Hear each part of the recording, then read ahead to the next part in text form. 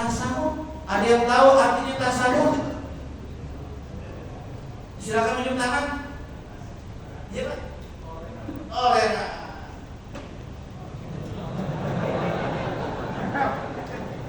Tasawuf, toleran. Seringkali ketika kita mendengar kata-kata toleran dihubungkannya dengan toleransi dalam beragama. Hubungan kita dengan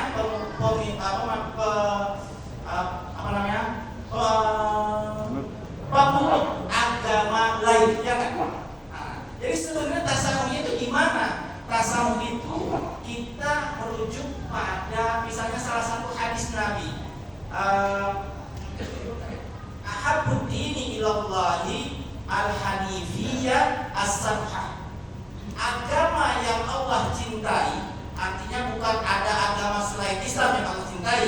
Maksud agama di sini adalah Islam. Islam yang Allah cintai, yang Allah sukai adalah Islam yang lurus dan toleran. Nah, ini perlu kita perhatikan Bapak Ibu. Lurus dan toleran. Lurus saja tapi nggak toleran terhadap yang lain itu ekstrim, betul apa enggak? Lurus saja nggak toleran sama yang lain itu ekstrim. Contoh nih sholat tarawih kita, ya kan? Ada yang suka ini nggak Bapak Ibu? Melihat orang yang mau menempelkan jari kakinya ke teman sebelah, ya? Ada kan? Ada. Kalau dia lurus mungkin menyampaikan salah satu pemahamannya, walaupun tidak sama dengan pemahaman yang lain. Kalau dia tempel sebelah kanannya, kemudian yang kanannya diam, berarti dia nyaman. Tapi kalau yang sebelah kanan ketika ditempelin ini, terus dia bergeser, berarti dia nggak nyaman. Jangan dikejar, please. Itu namanya nggak toleran, malah mengganggu kehusuan orang. Ya nggak, dosa nggak gitu tuh? Itu namanya toleran. Kalau kita bisa mau perhatikan hal-hal yang demikian, gitu ya. Sebaliknya, kalau agamanya nggak lurus, tapi toleran, apa tuh? Liberal, betul apa enggak? Semuanya serba halal, semuanya serba boleh. Nah, ketika itulah maka yang dimaksud dengan toleran, artinya sesungguhnya kita mengakui, menghargai, menghormati adanya perbedaan di masyarakat, termasuk perbedaan mengenai agama masing-masing. Selama tidak mencampur adukan masalah akidah. Titik sampai di situ. Kenapa? Karena nggak boleh lebih dari itu sesuai dengan Quran surah Al-Kafirun bagian terakhir. Siapa yang bisa? Iya Pak. Lakum dinukum.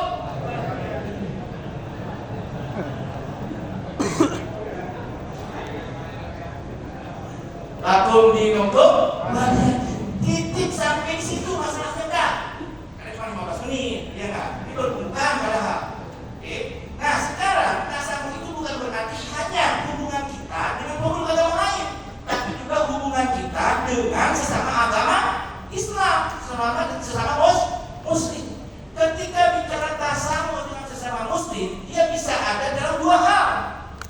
Hal yang pertama dalam hal ibadah. Ada salah satu sahabat cerita,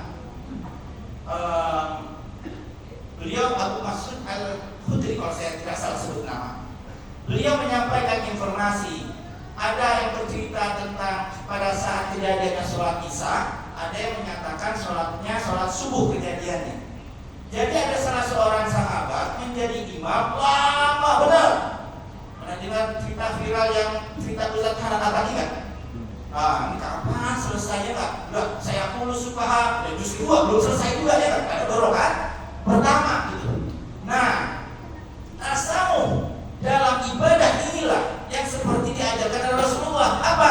Ketika Rasulullah SAW diajukan oleh salah seorang sahabat yang mengeluh, ya Rasulullah, aku punya banyak hajat ya Rasulullah, tapi kalau aku sholat dengan imamnya dia, aku tuh merasa tidak nyaman. Lama benar. Kapan rukunya? Lama ya Rasul. Sehingga kadang-kadang kalau sholat di dalam sholat subuh, aku jadi nunggu dulu kapan dia mulai nadanya udah selesai, mau ruku baru aku ikut berdiri. Ada nggak kayak gitu? Banyak lain kan katakan di sini. Ya. Nah, ketika itu disampaikan informasinya kepada Rasulullah SAW, menurut sahabat ini Rasulullah tidak terlihat marah kecuali pada saat itu. Tidak pernah terlihat marah dalam memberikan nasihat kecuali pada saat itu. Apa yang Rasulullah SAW sampaikan? Kata Rasulullah, ya ayuhan nas, inna minkum minal munafirin. Wahai manusia, yang itu seperti orang yang gemar sekali membuat orang lari terbirit-birit, tidak mau mendekati masjid, tidak mau melaksanakan ibadah bersama-sama.